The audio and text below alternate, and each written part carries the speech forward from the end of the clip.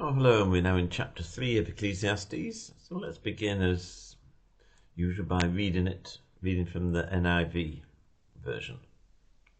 So chapter 3, starting at verse 1. There is a time for everything and a season for every activity under the heavens. A time to be born and a time to die. A time to plant and a time to uproot. A time to kill and a time to heal. A time to tear down and a time to build.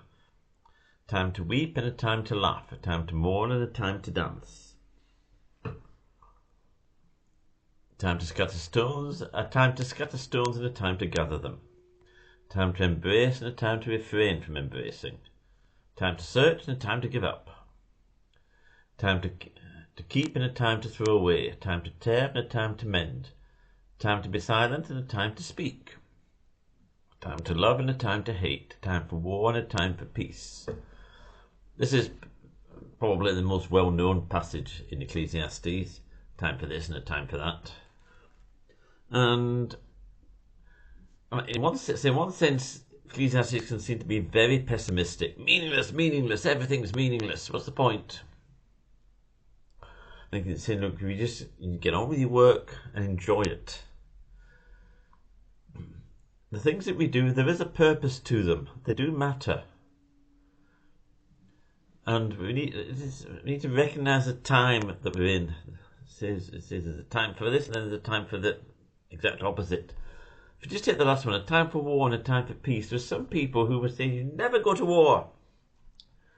But there are times when war is necessary. When it is in order to avoid a greater evil, it is sometimes necessary for countries to go to war. But then a time for peace. War is indeed terrible. It causes lots of human suffering, lots of destruction. There's a time for peace. And if you look at Northern Ireland, the peace in Northern Ireland is far from perfect. There's much injustice in it. But it is so good that, I remember the days when virtually every week there would be something on the news about some atrocity, some carnage, assassination or bomb explosion or something would have happened probably in Northern Ireland, occasionally on the mainland, here in the UK. Thank goodness those times are over. We need to recognise the time we are in. And it goes on. What do workers gain from their toil? I've seen the burden God has laid on the human race. He's made everything beautiful in its time. He's also set eternity in the human heart. Yet no one can fathom what God has done from beginning to end. I know there is nothing better for people than to be happy and to do good while they live. That each of them eat and drink and find satisfaction in all their toil. This is the gift of God. God has set eternity in the heart of man. There is a desire in us, believe in all humans, for something better. We know that death is inevitable, and death, in a sense, renders everything pointless. If it was indeed the end, we set eternity in our heart. There's desire for something better, and a desire that our world could be better. It's not the way it should be. It says, what we should do, we should eat to be happy and to do good while we live. Our lives matter. What we do with them matters. And it says, find satisfaction in all their toil. This is the gift of God.